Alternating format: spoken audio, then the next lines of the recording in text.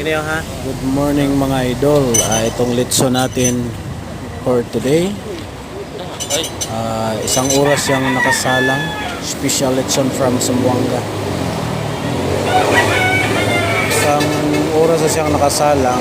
Yan, pula na siya lahat. Pero ang pagluluto niyan hanggang 2 oras at kalahati.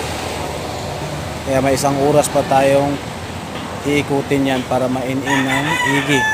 Para maluto siya ng maayos. Sa paglilitsyon naman, hindi lang basta marunong ka mag-ikot. Timing sa pag-ikot, tsaka distansya sa apoy.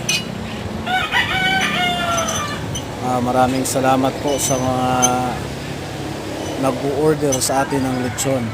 Special lechon ng Zamboanga. Kuya Charlie, special lechon.